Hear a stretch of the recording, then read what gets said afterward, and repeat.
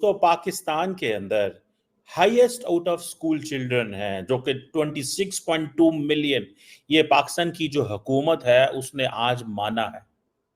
मैं हैरान हूं, हमारा सबसे बड़ा मसला ही तालीम है। पाकिस्तान का एजुकेशन सिस्टम थोड़ा सा नहीं सही, क्योंकि यहाँ पे बच्चों को इतना फैसिलिटेट नहीं किया जाता, नंबर्स की बहुत हेरा फेरी है। और इसके अलावा बच्चे जो मेहनती होते हैं उनको इतने नंबर नहीं मिलते तो वो सुसाइड कर लेते हैं। इस तरह के भी बहुत से होते हैं। ये जो आपने बात की है एजुकेशन इमरजेंसी की, ये मजाक है, मजाक किया है, बल्कि जख्मों पे नमक छिड़कने के मुकाबले में किया है, छिड़का है वो किस तरीके से। आज जो आपके प्राइम मिनिस्टर हैं, इससे पहले कि इमरजेंसी का इतलाक हो, कुछ किया जाए, उनकी मैं स्टेटमेंट पढ़ना चाहूंगा। उन्होंने कहा पाकिस्तान बहुत जल्द दुनिया का तालीम याफ्ता मुल्क बन जाएगा। अभी उन्होंने इस पे काम शुरू ही नहीं किया। ज़्यादा बेहतर होगा और ये उनके लिए, उस कंट्री के लिए बहुत अच्छी चीज़ है कि वो अपनी क्या नाम है यूथ को अच्छी एजुकेशन दे रहे हैं। पाकिस्तान में भी हैं लेकिन चंद ही हैं, जैसे कायद-ए-आज़म यूनिवर्सिटी है, वो एक इंटरनेशनल यूनिवर्सिटी है, 500 रैंकिंग में उसका नाम आता है। लेकिन उस जो इंडिया ये स्टेप लेने वाला है वो एक बहुत ज़्यादा अच्छा स्टेप होगा उनकी यूथ के लिए कि वो अच्छी एजुकेशन और material quality provide.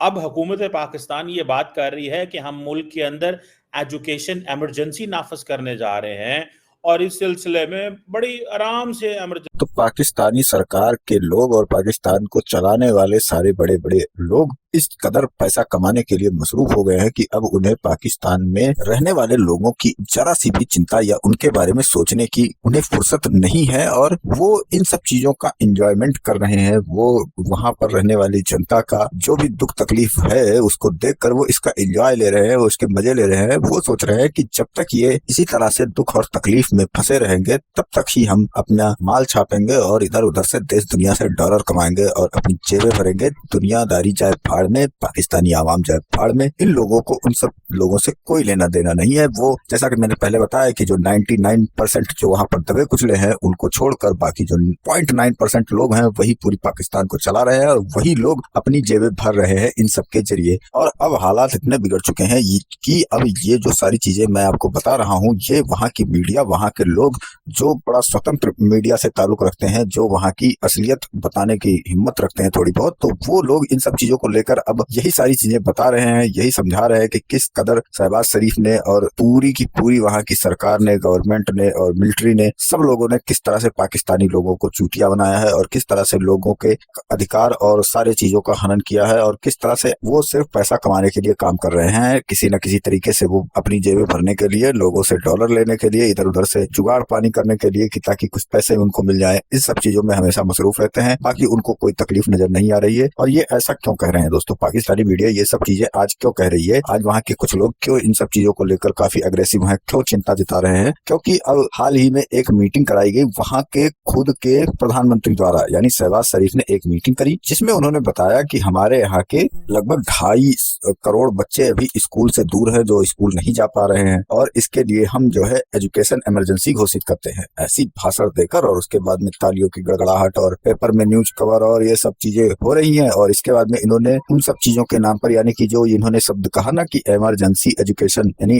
Education emergency घोषित करने वाले हैं, तो इसके लिए ये अभी तक क्या कर रहे थे? ऐसा उन लोगों का मानना है कि जब इतने बच्चे चले गए, ये स्कूल नहीं पहुंच पा रहे हैं और ये मजदूरी करने पर मजबूर हैं, तो फिर अभी तक आपकी सरकार ने या हमारी सरकार ने स्कूल जाने के लिए इनके लिए कोई व्यवस्था किया? बिल्कुल नहीं किया। बल्कि ये दिन ब दिन मुश्किल हालात पैदा हो रहे हैं। और अब ये जो आप इमरजेंसी डिक्लेयर करना चाहते हैं, तो इससे आप एकाएक क्या करेंगे? कुछ करने वाला तो दिख नहीं रहा है। सिर्फ आपने भाषणबाजी की है और उसके बाद में तालियां बटोरी है और एक बढ़िया हेडलाइंस आपने दी है अपने आवाम को कि ताकि तुम लोग समझो कि कितनी बुरी स्थिति है तुम्हारी। उस स्थिति को समझाने के लिए सिर्फ ये मीटिंग की गई है, ना कि उसको सुधारने के लिए। तो इस तरह से पाकिस्तानी आवाम पाकिस्तानी सरकार के बीच में इस तरह से फंसी हुई है कि अब उनके लिए जो है उनके बच्चों के भविष्य भी अब अंधेरे में जा रहे हैं और मुश्किल हालात हैं इन लोगों के लिए, बहुत ही मुश्किल। फिलहाल चलते हैं खबर की ओर, देखते हैं पूरा मामला। वीडियो पसंद है तो लाइक करें, चैनल को सब्सक्राइब करें और शेयर करना बिल्कुल न भूलें।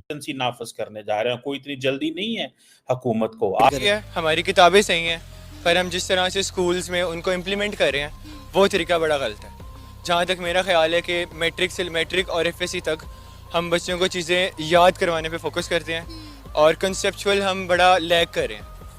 और इसकी वजह से हमें बड़ा नुकसान होता है कि हमारे बच्चे को थियोरेटिकली सब कुछ याद होता है, पर जब हम उसको यानी कि उसको जब हम फील्ड में जाके जब हमने उसको परफॉर्म करना होता है तो वहाँ पे हम लैग करते हैं।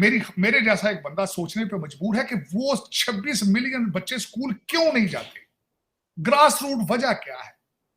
वो गुर्बत है, वो गुर्बत है। तो दर हकीकत उस गुर्बत को खत्म करने के लिए शहबाज शरीफ साहब ने कुछ स्टेप लिए हैं। उनके वालिदैन से पूछ सकते हैं कि ये बच्चे, आपके बच्चे स्कूल क्यों नहीं जा रहे?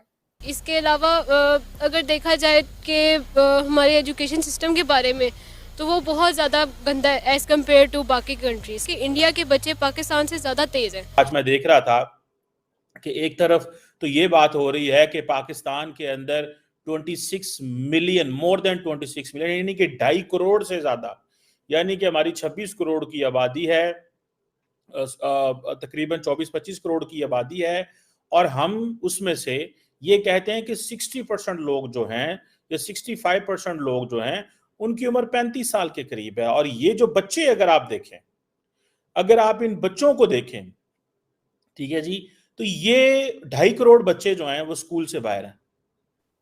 आप बच्चों के यूनिफॉर्म खरीदने की सलाहियत रखते हैं? आप इनको किताबें लेके दे सकते हैं? ये क्यों नहीं भेज रहे हैं?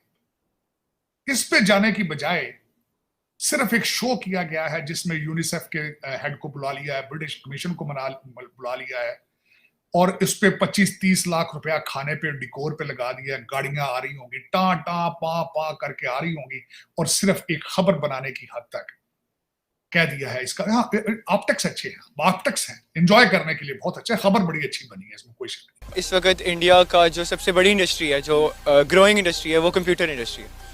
आईटी पे हम किसी भी बड़ी क्या कहते हैं, किसी भी बड़े मुल्क की किसी भी बड़ी कंपनी के देखें तो उसके सीईओ या कंप्यूटर इंजीनियर ज़्यादातर इंडियन मिलेंगे। हमें गूगल का मिलेगा, हमें माइक्रोसॉफ्ट में मिलेंगे। इवन टेस्ला में भी थे और वो अब उन्होंने फायर कर दिया, ट्विटर पे भी फायर कर दिए थे, पर थे इंडियन। अब ये कैसे मुमकिन हो सकता है कि 2.5 करोड़ बच्चा स्कूल ही नहीं जा रहा?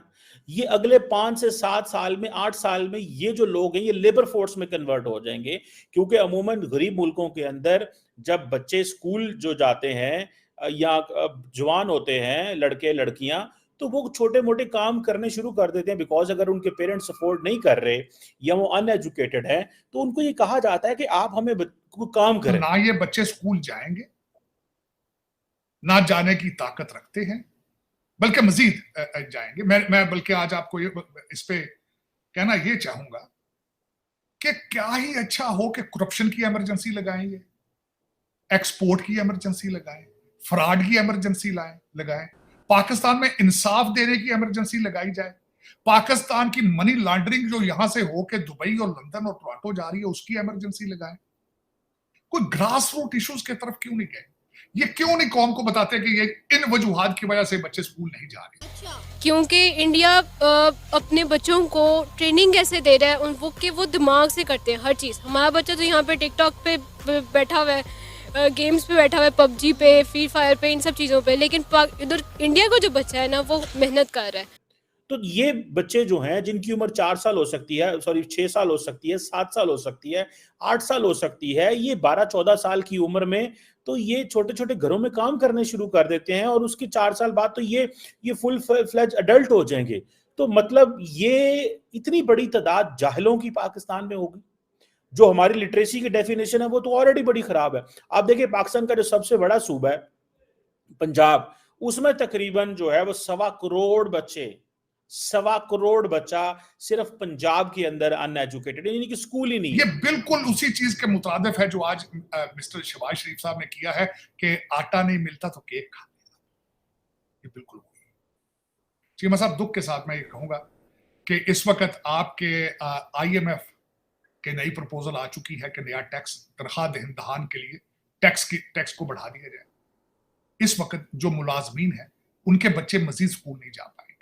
इसी तरह सिंध में देखें, वहां पे भी तकरीबन कोई इसी तरह कोई 70-80 लाख के करीब बच्चे स्कूल से बाहर हैं। खैबर पख्तूनख्वा, बलोचिस्तान में अब कहा जा रहा है जी कि नेशनल जो है इमरजेंसी लगेगी, और वो नेशनल इमरजेंसी लगाने में आज मैंने देखा कि वजीर आजम पाकिस्तान जो है वो खिताब कर रहे थे और डोनर्स बैठे हुए थे, मुझे वो भी बड़ा दुख हुआ कि हुकूमत पाकिस्तान अफोर्ड ही नहीं कर सकती कि हम अपने बच्चों को पढ़ाएं।